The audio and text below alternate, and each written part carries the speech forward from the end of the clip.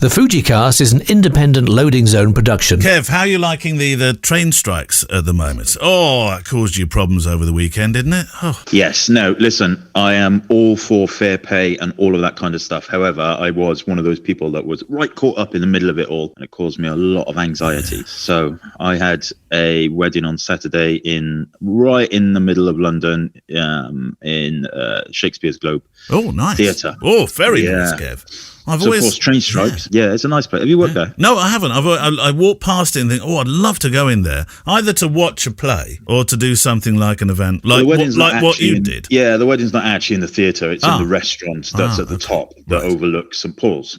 Oh. Yeah, it's a nice place. Anyway, so Saturday, of course, train strikes, which is not normally a problem because I never take a train to a wedding. I've been planning all week. I'll just drive into London to Richmond, jump as I always do, jump on the tube, aware also that it's the FA Cup final day.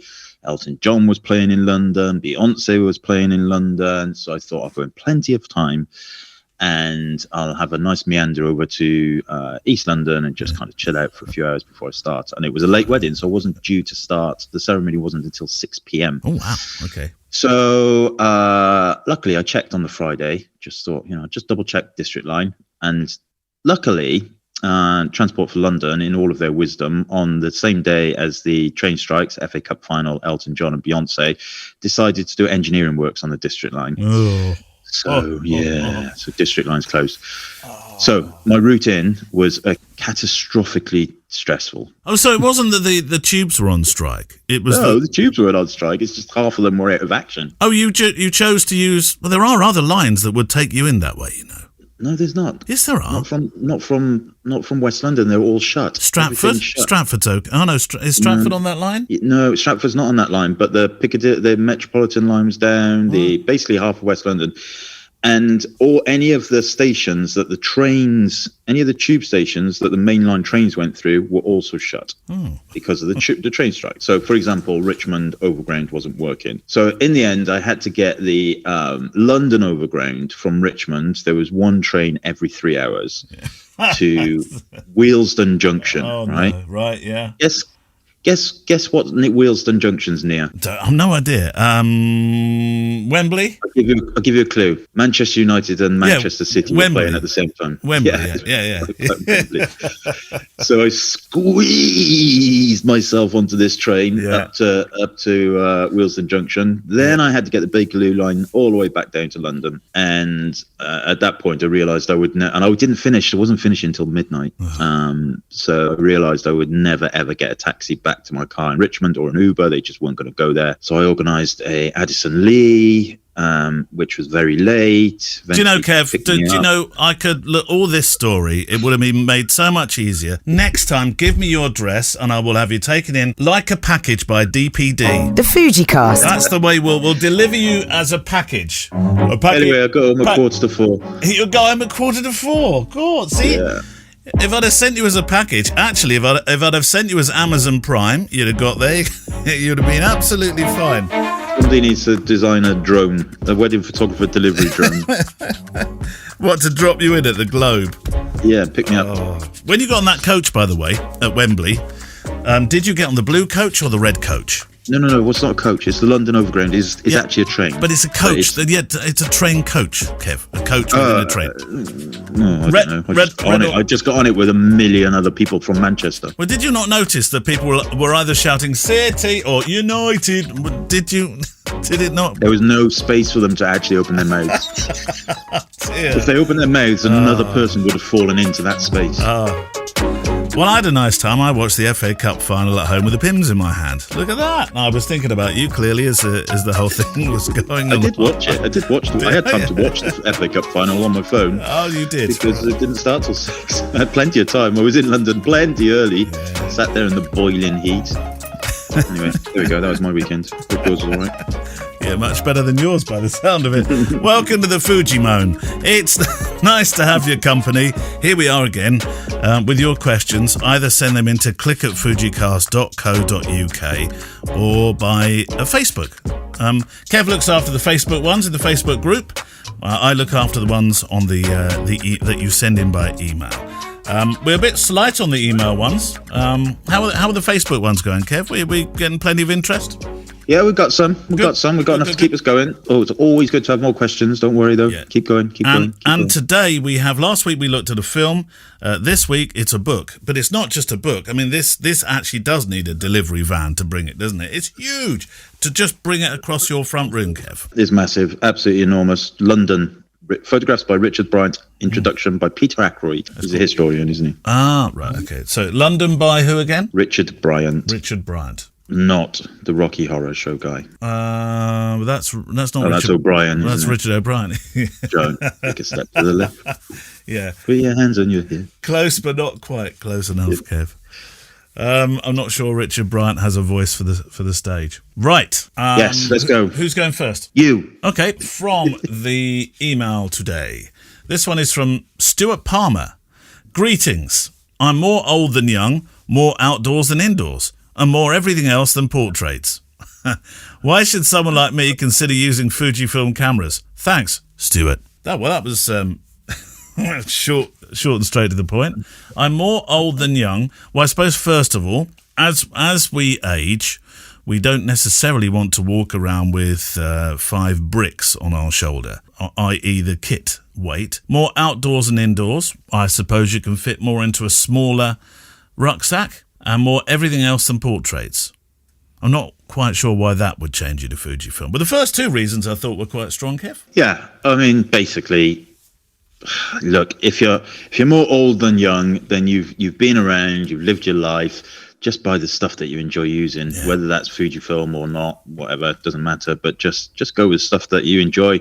That's not going to hurt your back. Your original opinion. Your original change was all down to the enjoyment, wasn't it? It wasn't based on, and let's be honest, the first incarnations were not as good as the Canons that you carried around in terms of what they could technically produce. But that wasn't what was important to you, was it? No, I think the original. I started using the X100 originally, which of course, when you compare that to a Canon 5D Mark II or whatever it was I had in my other hand, no, there was no comparison whatsoever. But as soon as the XT1 came, X Pro 1 came along, then I thought they were on a par. I certainly wasn't missing stuff that I would have got with the Canon system. So at that point, but ultimately it was because they were too big, too heavy, made too much noise, and these little black boxes from Fujifilm came along that were smaller and made less noise, and just led me to enjoy it more. That was it. But it could have been any brand, really. It just happened to be that Fujifilm at the time had produced the stuff that I was looking for. Oh, any brand?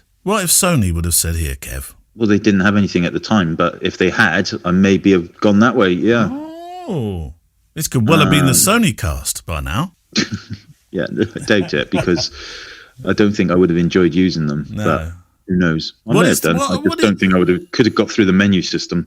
Is that what that is what puts you off the Sony one? The ease of use and the enjoyment is really what keeps you with Fujifilm. You've always said, and you've been very honest about this, if anything came along that was better, that fulfilled that criteria, you would consider swapping. Exactly. I've always said that. Even when I was an ambassador, I said that. Because my cameras are to serve my clients. They're not to serve Fuji. I don't use Fujifilm cameras to serve my ambassador status, or was an ambassador. I use them to serve my clients. And if had anything ever come along that I thought justified, a change in a reinvestment in a new system because I thought it would be better, then I would have done that. Definitely.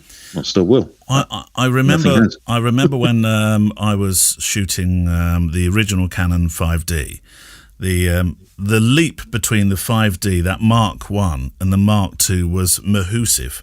And I remember going out on a pre-wedding shoot and making some portraits and coming back and thinking, these were my JPEG days, and all edited in Photoshop. Nothing went through Lightroom. And I remember looking at the images thinking, oh my word, this camera system, or this particular version has come of age. Was there one that did that for you in the Fujifilm range? Was there like a leap? I know you said from X100 to X Pro 1, but the X Pro 1, although I love my X Pro 1, I wouldn't say that was a massive leap that made me think, it's arrived.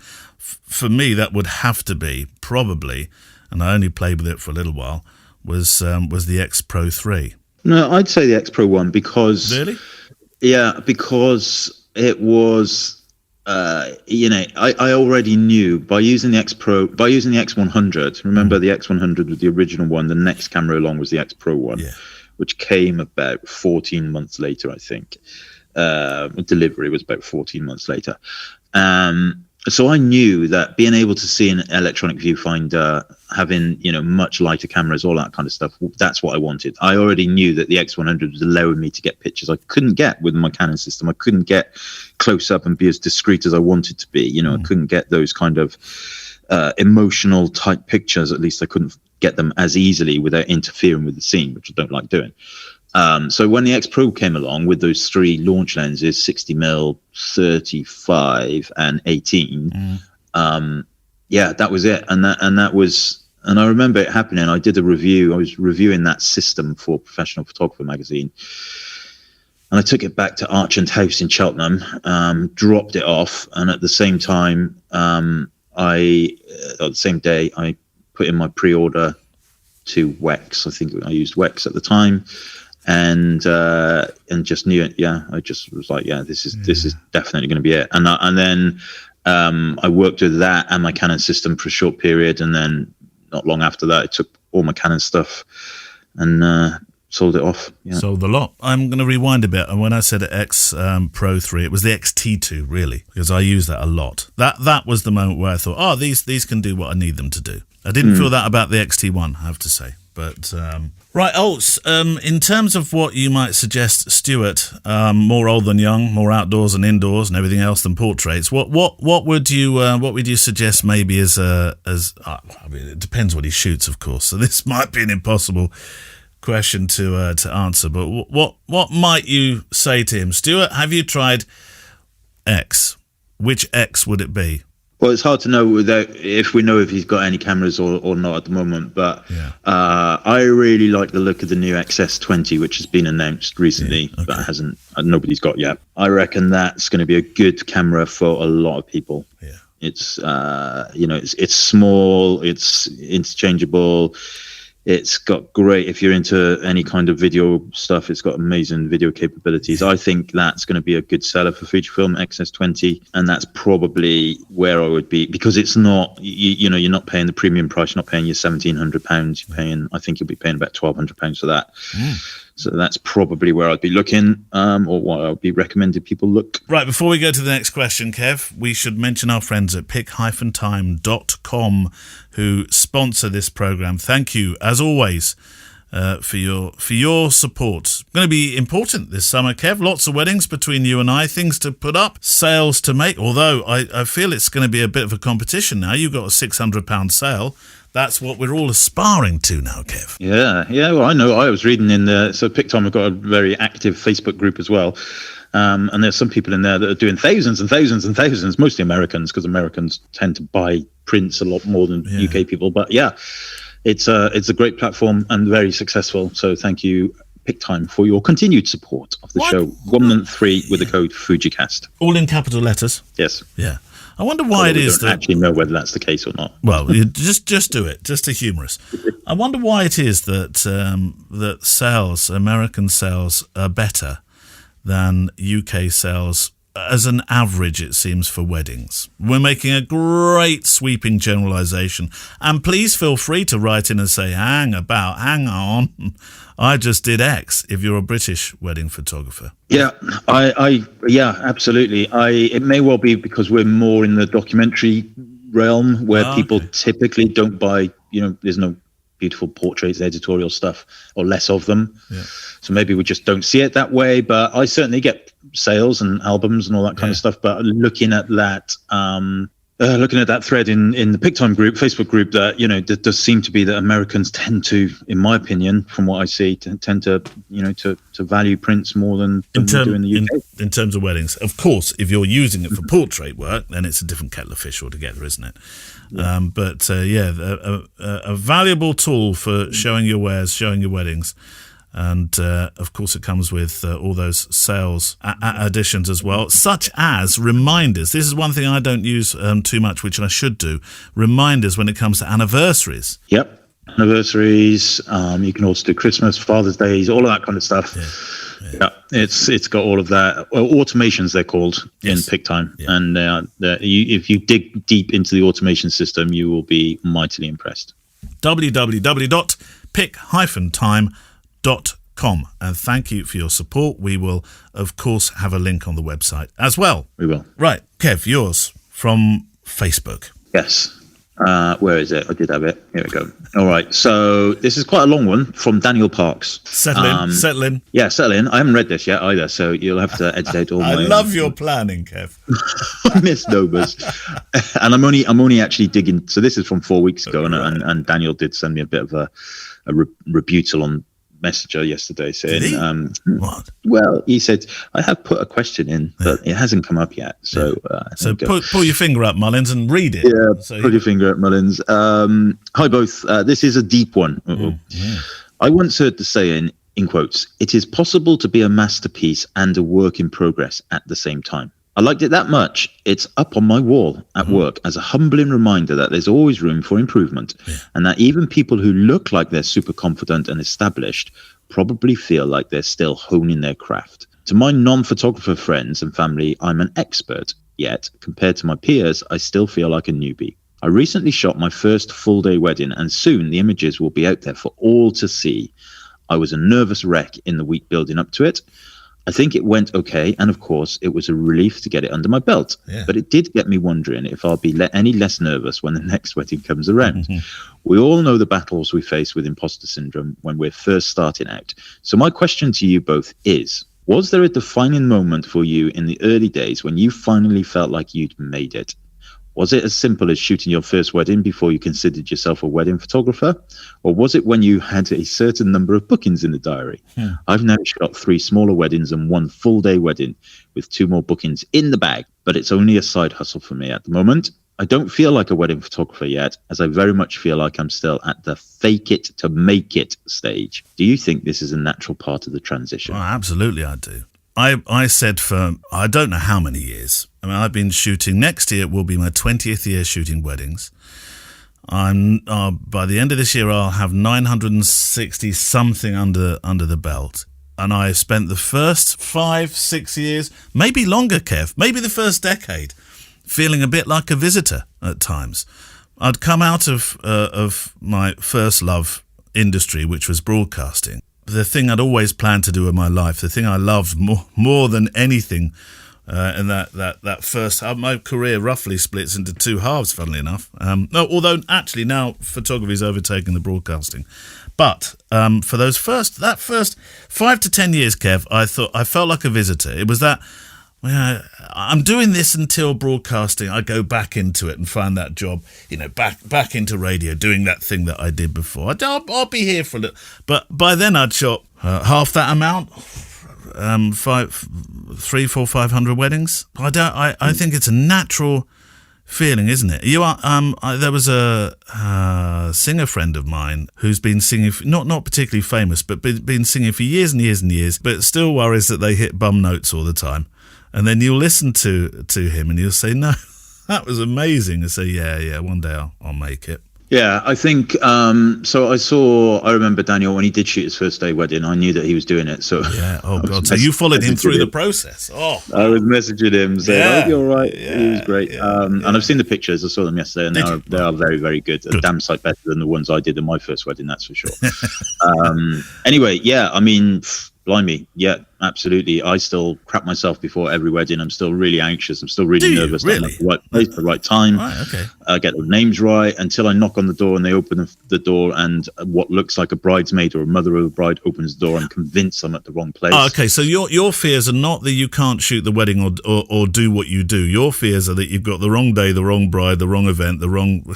Well, yeah, it's all part of it. And, right. And then, my fears are that I do a good job for them, and I want to, make sure that everything works, and I'm always very, very nervous, very anxious. I'm also nervous and anxious when I deliver the images. Yeah.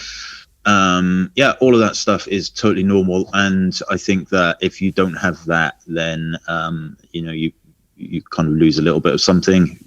But yeah, I mean, you've got to keep yourself grounded. I don't think this whole idea of when you know you've made it. We're wedding photographers, we're not Bon Jovi or anything like that. No. But having pride of what you shoot and what you do for a living is really important. Otherwise, we'll think, well, what I do is not. And this is a problem that I think I've felt across the years is, well, what I do doesn't mean much. And I think, and whatever you do, whether you clear bins, fly jetliners, shoot weddings, being the best at what you do in your life, I think is really important.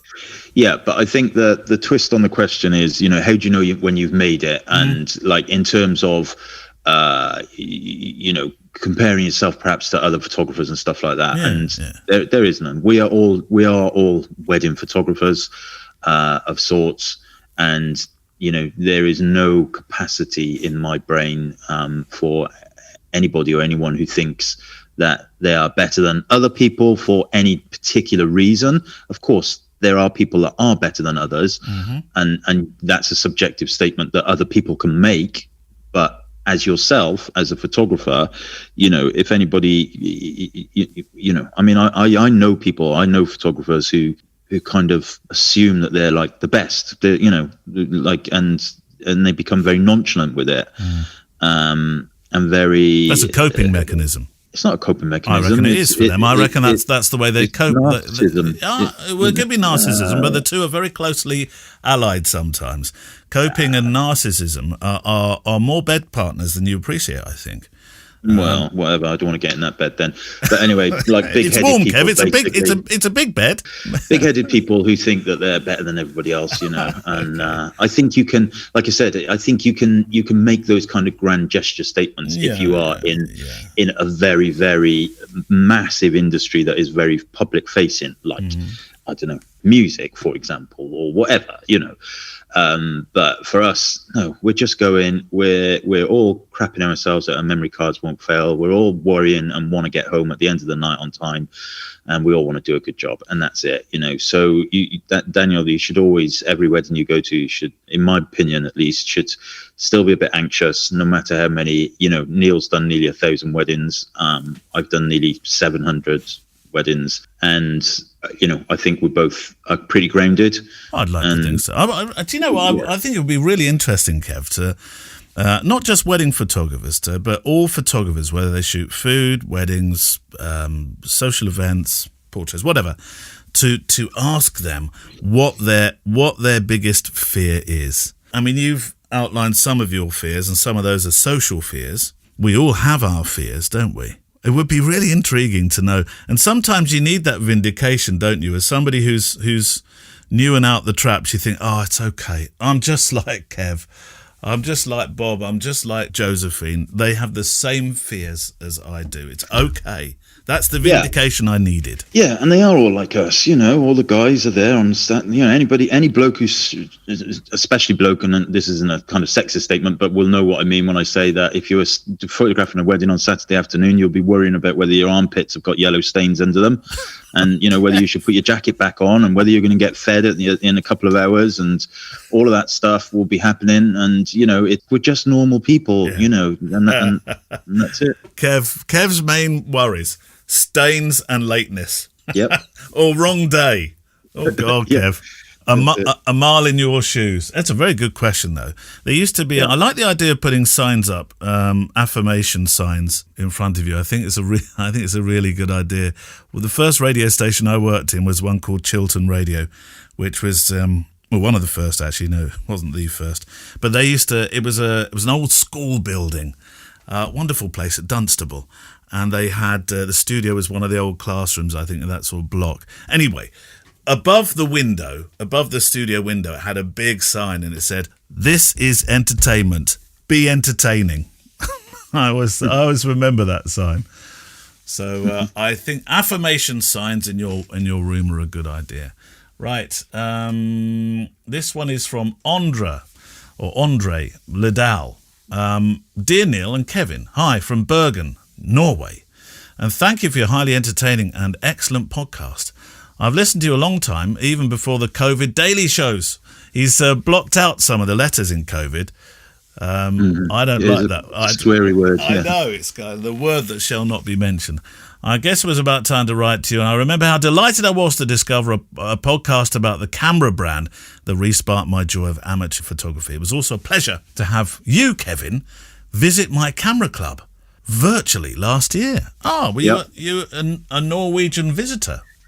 Yeah, via the internet lines. When you do virtual camera club talks, what do you normally do? Do you? I assume you share some pictures and stuff. Yeah, it's exactly the same as doing it in face-to-face. Share some pictures, chat.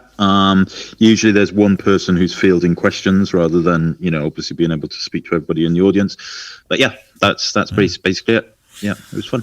I photograph a lot of different subjects and enjoy very much your interviews and the various topics you and the other listeners bring up in the podcast. However, I feel we must talk a little bit about football, and not about the Norwegians in the Premier League, such as Haaland, Odegaard, and so on and so forth. I've been photographing football matches of my boys a couple of years now and shared them with the team and the other parents. Highly appreciated, it turns out. Now my youngest has reached the boys 19, and I feel it's about time to turn the quality up a notch. I'm using the XT4 and have some questions. Here we go. Get your football question head on here, Kev, for what you might need for photographing matches. And actually, you've, it's not football, but you've photographed a lot of rugby. Yeah, in my day. Yeah, back in the day. Which continuous focus mode settings should I be using? E.g., ignore obstacles and continue to track subject, erratically moving. I have both experimented and researched, but I do not understand which of the sets 1 to 5 is better for football. Does it matter, or is it better to turn on face detection and make sure the players are in focus? No, I wouldn't use face detection because you might end up with the wrong face. I would, for football, I have no idea in terms of what they're called or anything, but go for the one with the little leopard on it. Picture of a leopard. Okay, I thought you were talking about the football team then. I was thinking, which football team's that? The leopard? That's the one you would use. Yeah. Wouldn't it be nice to be able to choose which face you want to stick with? I think you can do it, but I've never figured out how to do it, and I just don't. Nor have I. I mean, it dances around. And usually finds... you can click on it. You can click on it to lock it, to track it. Yeah. You can use your finger on the back button or move the joystick or whatever to lock it. But that's people what I've move done so quickly that you wanna, by the time you've done that, and that's fine. If in a football, let's put this in a football environment, and you can click on one person's face and get it to track it, but then you're just stuck on them forever until you want to move it to another one. And all, I think just using central focus, continuous focus, center point your camera at the fella or lady's face that you want to photograph. That's it. I wonder what I'm doing wrong then with my face detection. Because I do move my joystick around. I find the When do you use face detection? I used it, I use it rather when I've got quite a quick recessional. I find that quite useful. Processional. Don't use it. Why? Don't use it. Listen Why? to Uncle Kev. What? Don't use it. Put it on single point and point it at the face that you want to track. Yeah, honestly, that's what I used to do, and I just thought face detection would drag me kicking and screaming into a new century, Kev. No, it won't, because because it will work, but what happens when you quickly want to move to the groom or from the bride or to a little? Oh, I don't want to move to the groom. No, well, that's true. Yeah, that's it. It's not. I just don't think it's the way forward. Although I did use it the other day.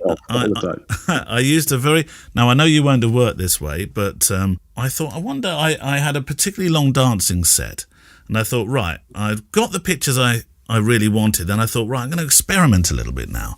Popped on a 56mm. I used the I've got the flash right next to me. It's the Godox V1F. That's it, V1. And I bounced it. There was a bit of a ceiling to bounce off, so that was quite useful. Notched my flash back, but I stopped.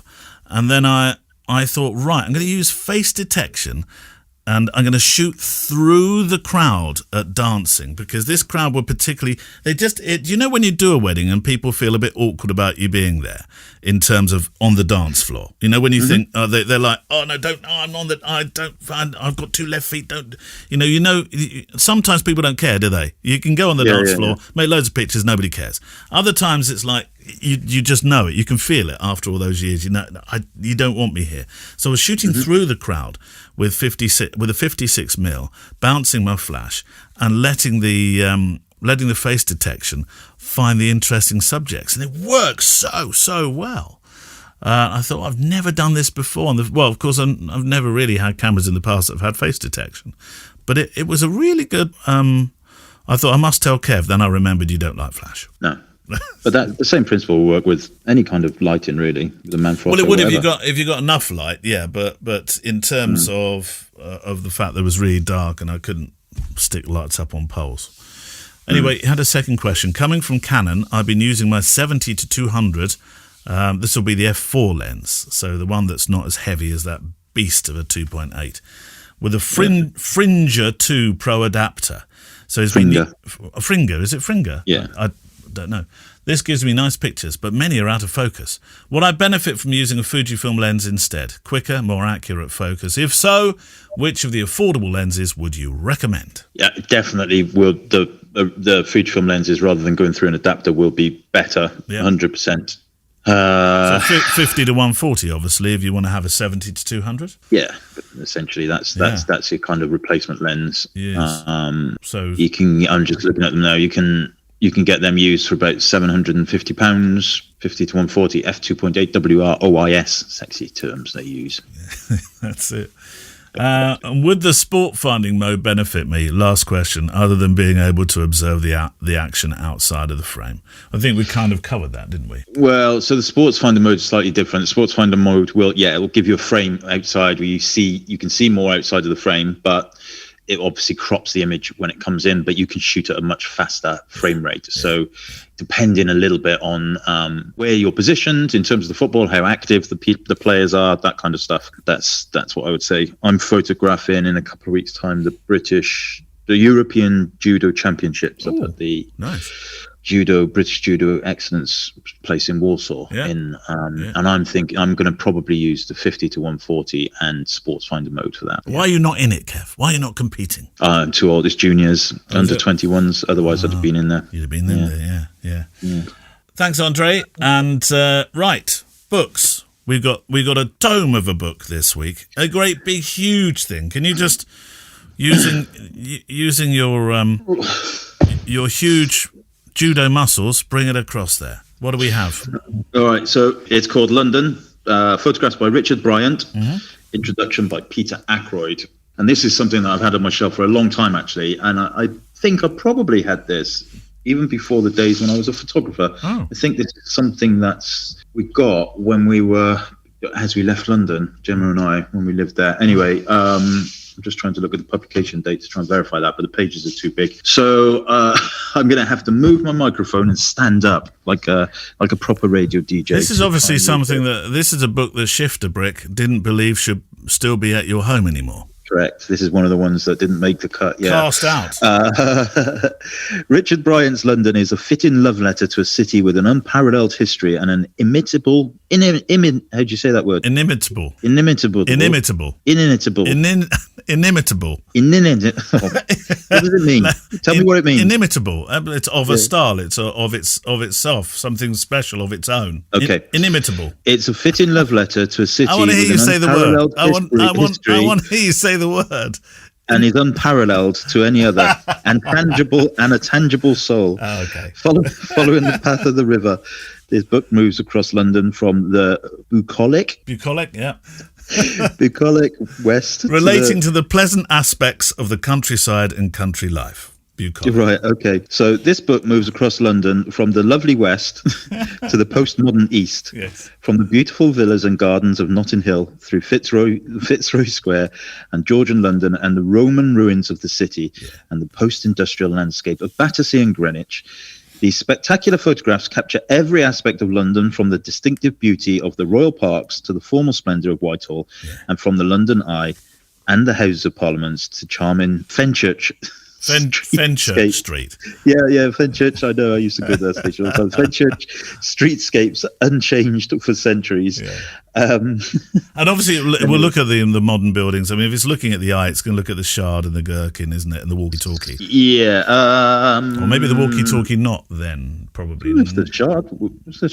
Shard may not have been up then either. If it's when you and Gemma were moving out of London, maybe not.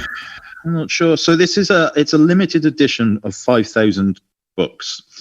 And I have got book number 2423 because I know that, because it also comes with a limited edition print.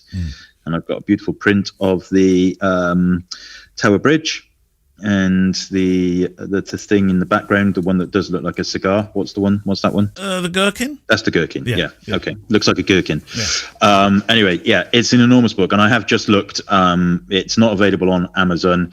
However, it is available on Abe Books if you've got a spare £200 to £300. Or alternatively, give me a ring, mate, and I might be able to do you a deal on this cover. But no, it's really wonderful. And what I remember now from this book is it's got fold-out panoramas. Oh, lovely. Beautiful. So there is an insane, I'm just doing it now. So there's 4-page fold-out panorama of the deers in Richmond Park. And yeah, it's like just the beauty of the book is what sets it aside. And the photography, of course, is excellent. But you know, it's like this particular picture is very close to our heart, because that's where me and Gemma had our first kiss in Richmond. No, did you? What year was that? I don't know. I don't know. Well, when did you move out of London? How old's Rosa? yeah, your children. Yeah, when did you move out of London? What year did you move out of London? Oh God! Oh, so Rosa's 15 in next week. Yeah. So 17 years ago, 16 years ago. We were we'd been out of London about a year, I think. Yeah, 16 years ago. Right. Okay. I mean, when was that? Was that before? Well, that was 2000 and 2023 minus 16. 2007. 2007. Yeah, there you go. So the gherkin actually was around then, because the gherkin was built in 2000. Well, they started it in 2003.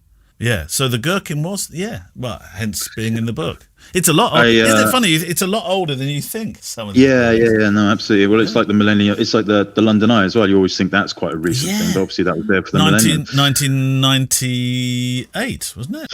We went up. The millennium? No. When it was built, London Eye. Yeah, it was built for the millennium. Yes, wasn't I know, it? but it was built in 1998, so it was up there before we got there, wasn't it? Oh, I see. I don't know. Didn't it fall over once? And No, it never fell out. It never fell over. They tried to put it up, and they couldn't put it up, so they had to put it back down in the river. And it took another 6 months for them to figure out how to get it back up again. Oh, right. Okay. I didn't know that story. True story. Okay. Yeah. But yeah, you're right. It probably was up before actually millennium. I don't know. Anyway, so back to the book.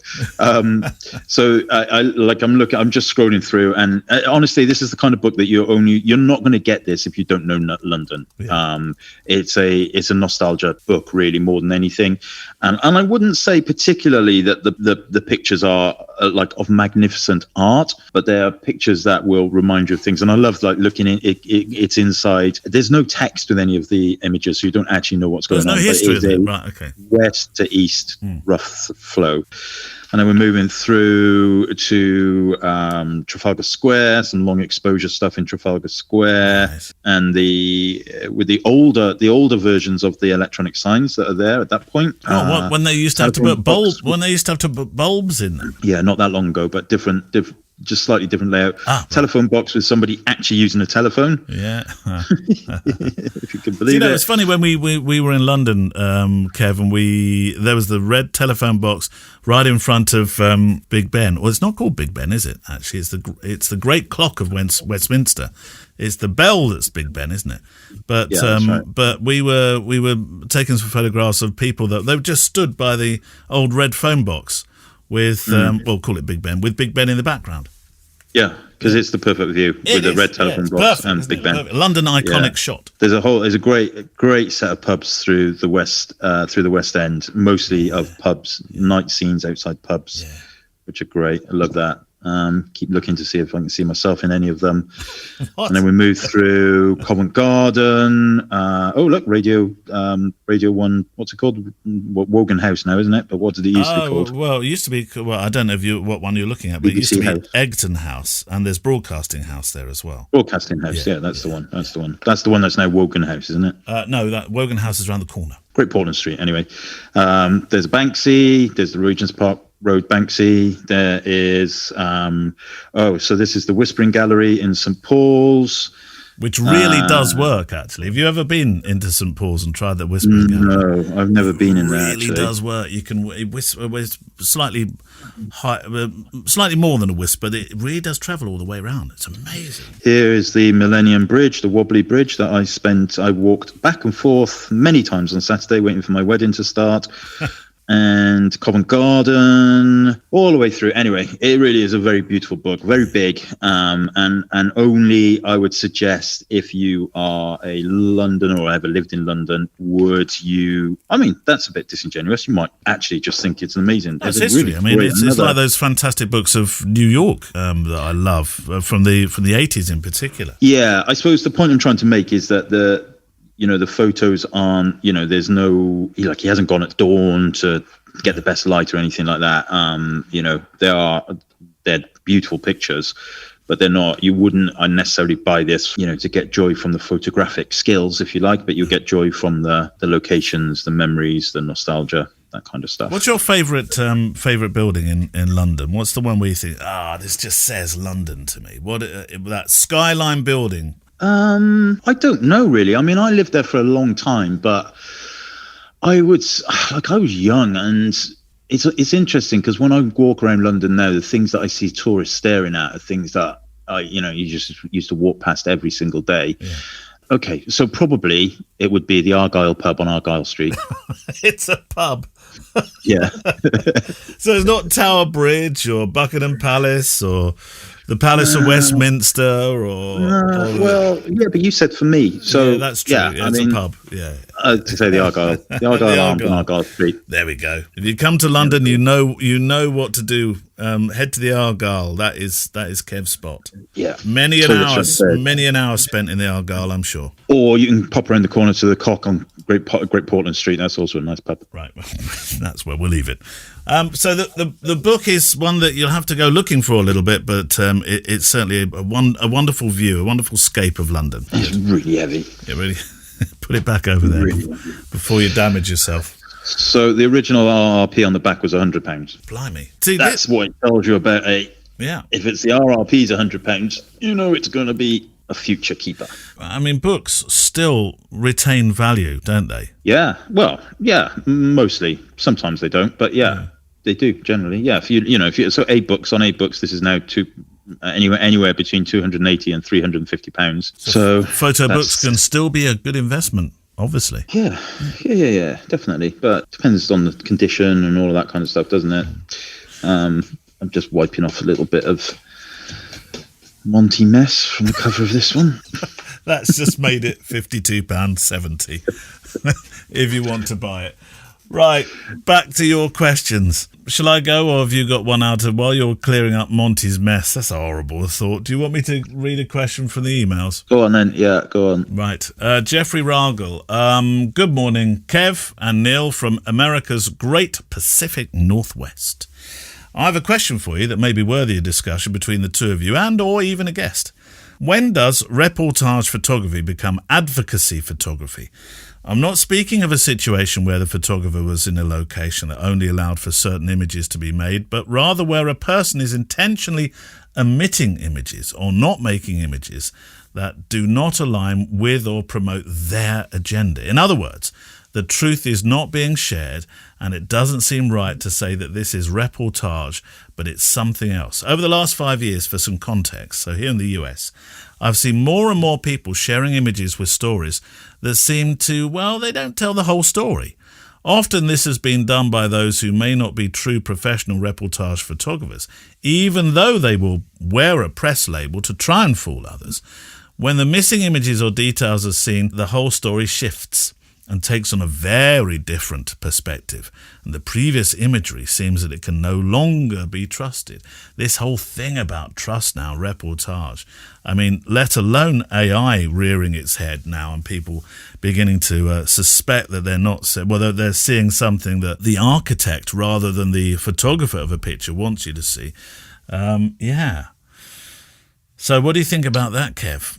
Images that are being shared that don't seem to tell the whole story. I suppose that's always been the way in some respect, though, with reportage across the decades, across the you'll have conflict photographers that don't show the entire story, and they never can because they can't see both sides of that coin, can they? Well, yeah, I mean, you only have to look at Kevin Carter's picture of the starving child with the vulture. With the vulture. And actually, Kevin Carter went to that child's assistance. But it's not shown. Not shown in the picture. I'm not sure he did, but he was outside. There were people coming to his assistance. The little child was outside some kind of medical hut, which perhaps one could argue that he could have shown that element of it. Anyway, I mean, that's a harrowing story. Obviously, ultimately ended up with Kevin Carter committing suicide. But you're dead right. That's always going to be the case, isn't it? And, I would like to think that like press photojournalists, if they're not on an agenda, if they're not working for a paper with an agenda or a news company with an agenda, should be as, comprehensively seeing everything that they can do. But they're often not, are they? If you're employed by a certain newspaper in the UK, you're probably looking for a more socialist viewpoint. If you're employed by another one, you're probably looking for the complete opposite. And the same with news, really, TV news. So, yeah, I mean, it's all to do with what message you're trying to get out, isn't it? And what you're going to show and what you're not going to show. I don't think, I agree with you. I don't think that this is a particularly new thing. It was interesting. There's a picture of Kevin Carter's famous picture. It's a discussion we've had, actually, funnily enough, on the my other podcast recently. No, you're right. Kevin Carter didn't go to the assistance of the child, but after it made pictures, it was after a little while, he apparently chased the vulture away. Right. That's what he did do. There's a picture here with the vulture taken out of the frame or a different angle, and of course it looks an entirely different picture altogether, doesn't it? Yeah, absolutely. And I think what we have now that we didn't have so much in the past is citizen journalism, and where people are, everybody is armed with very capable cameras these days in their mobile phones, and so they will. They'll put stuff out there. I mean, heaven knows what's going to happen over the next few years with elections and the AI and all of that kind of stuff. And, but people will always be pushing stuff. You see on Facebook all the time, people's personal agendas and political agendas are different to everybody else's. Rightly so. It'd be a boring world if everybody was the same. But maybe how can you say to somebody who's taken a picture just as a hobbyist or whatever, seen something, how can you insist that it's totally impartial? Well, then it becomes rules of engagement, doesn't it? In terms of what you do and don't photograph, and knowing how photojournalism works. For a better example of that being perhaps is citizen journalism is if you like unchecked, whereas a professional photojournalist, you would hope in some way, shape or form, is in some respects a more checked process with a code of conduct. Yeah, absolutely. Yeah. And you wouldn't expect citizen journalism necessarily to be like that. No. Well, it won't be. It won't ever be. And I'm referring to citizen journalism as in what we see, like publicly. Yeah. I'm not referring to citizen journalism as in those little messages at the bottom of the BBC stories that say, were you in the area, please send us your pictures, because I believe that the BBC would put those pictures through a code of conduct, and they're not going to just publish anything that comes through without understanding whether it's impartial or not. Well, thank you for that. That's probably an ongoing conversation, Jeffrey, and you're right, perhaps a conversation to have with a photojournalist when we next have one on the show. Right. How much time have we got, Kev? Well, we got time for a couple more. Go on, go for one from Facebook. Hang on, better open it up again. Have you closed it down? Oh, I thought I was done. I was done for the day. Then I got back on the district line, found myself a tube, and got back to the car park. No, never got on that district line again. Right. Well, okay, so here's one from Darren White, and he says, hello from Down Under again. With all this talk of the new app and so many people shit themselves over using it to update the firmware. By the way, the app worked flawlessly for me. He says that, not me. The question arises, why do the old and new app need continuous access to the location? Precise location all the time. It is extremely excessive.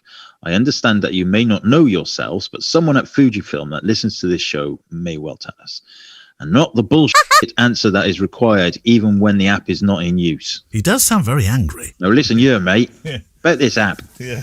Well, I don't know the answer to this question. No, I don't know the answer either. I suspect. I know there's been a bit of a hoo because the new app has come out, and it is amazing, by the way. The new app is actually brilliant. What does the new app do that the old app didn't do very brilliantly in your... Well, it works. Yeah, but you mean it connects? It works properly. Although I must admit, I never really had too many issues. I did have a few frustrating moments, but I never really had too many issues. But it does. It allows you to timeline in, geotag in. It's just much quicker. Yeah. Everything you can connect cameras together to sync all that stuff. But yeah, so there's this. I'm trying to get my head around the requirements here. So there is a problem. I understand. My understanding is that the app requires to have geotagging switched on. You can switch it off, but if you want the geotagging, it is active all the time, even when the app isn't being used. That's my understanding of it. Oh, which is why he's not very pleased about it. People are a bit angry about it. Yeah. Now I get that. Yeah, I kind of get it, and I kind of don't get it. I have to say, I don't think you can accuse Fujifilm of wanting to steal your life and your data and all of that kind of stuff. I think there must be a reason that they've done it. Otherwise, they probably wouldn't have. And I literally have no problems. I mean, I have no problems having a Huawei phone and all that kind of stuff. I've got nothing to hide. So I'm not one to worry about privacy and all that kind of stuff. Don't hold my hand up in front of my face when I drive and put my, CCT everywhere and cameras everywhere and all that. This just does not bother me. But for some people it does, and I totally get it. And so, yeah, I don't know the ultimate answer. I reckon probably what will happen is there will be an update where the app is only going to use that when it's switched on. It's actually being used, But, then I suppose people will be like, yeah, but I got used to not having to load the app before I wanted to use my pictures and geotag and everything. So, I don't know. Andreas Noah from Germany. If I remember correctly, in one of the last shows, Kev, you mentioned that you mostly nowadays work with a curved monitor. I'm using a curved one at the office. I'm beginning to like it. I wonder whether a wider curved monitor could be useful for my photography and home office work. Could you describe a little bit more about how you use the curved one for your editing and how big it is? I guess you've optimized its usage in terms of what is displayed together on the screen, right? Thank you so much for producing my most favoritist podcast. Lots of best wishes from Niersten in Germany. Right, yes. Well, I have the, I'm looking at the model now, I believe it is the Dell Ultra Sharp 40-inch WUHD U4021QW monitor. Very sexy. Amazing, isn't it? Not cheap. But it's got a subtle curve. It's not like some of those like 34-inch gaming monitors you see where it practically comes around and touches you on the ears. Right. It's just a very subtle curve, which is nice. I like that. I'm not sure I could work with one that's really curved. No, I think mainly for gamers, that isn't it, who want to get like an immersive experience. Yeah. But yeah, not. Well, I mean, you might want to be immersed in your wedding, Kev. That was passed over rather briskly. I really like it. I have to say, I still have the BenQ one, which is I've got two BenQ ones. One of them is now in Albie's bedroom, and the other one is still here in the studio as well. But this one is my main workhorse one. It allows me to do all my YouTube stuff. It's all full 4K and all that kind of stuff. But one of the downsides of it is I do find myself sometimes moving, especially email, small, resizing it and bringing it to the middle of the screen rather than having it full size. I like to have my apps full size, but having my emails full size means that the left hand side where the emails are coming in is, I've got to kind of move my head a bit too much. So I sometimes resize it and bring it into the middle. Just like a Mac user, Kev. A bit like tennis. Tennis, yeah. But what I don't ever appropriate me as a similar to a Mac user. I thought for a minute, yeah. That's it. I'm resigning. How to wind Kev up. But one of the nice features on Windows 11 is you can do the snap windows. So you just kind of hover, and I'm absolutely sure you can do this on Macs as well. But you kind of hover in the corner of the app. Kev, about 5 years ago, we could do this. Yeah. It just works nicely on Windows. No. The thing is, it just works in Mac. Anyway, I just usually have my email in the top left in a little own little square area, and then my main application that I'm using, whatever that might be, it takes up the most of the screen. And then bottom left hand side is normally my to-do list stuff. Pretty much when you're calibrating your monitor, a curved monitor, of course you can't put a calibration tool flat against the screen, or can you? Yeah, you can. It's not because you're always going to have light leakage around the side of that calibration tool. No, it works. It's it's flat enough in the middle for sure. Okay. It's not. It's a very, very subtle curve. Right. So yeah, I don't have any worries with that. So not a problem at all in that respect. No, not for me anyway. Right. I've calibrated in a little while. I just said right, and that's the cue for the dog who's just looked up. Oh, does that mean the word that starts with W and ends with S, and usually involves some treats in the middle of it? Dog owners are very nice. I was on a dog walk yesterday, and I'd forgotten to take the treats out. And he's a very treat-orientated dog, this one, for behaviour, coming back. Although he didn't come back the other day, Kev, when he saw a deer. He was off. Whoosh, gone, 10 minutes. I just happened to mention to a dog walker coming over the bridge, I said, you haven't got any treats, have you? Got any treats? A bit like a contraband thing. Have you got any dog treats? And she said, yeah, I've got a load here. And so it felt like I was doing some sort of private weird deal in the middle of the countryside for dog treats. So his head's up now. He thinks that's it, Fujicast over. We can go for that word that starts with W, ends with S. We need some more emails, please, into the show with your questions. Click at fujicast.co.uk. You've got 2 weeks to get them in. Click at fujicast.co.uk. Kev, how do we do it? Via Facebook. Go to Facebook, go to the Fujicast Facebook group, and there's questions at the top of the thread, questions thing. Yes, that's it. You can feel Kev winding down after the long weekend of travel.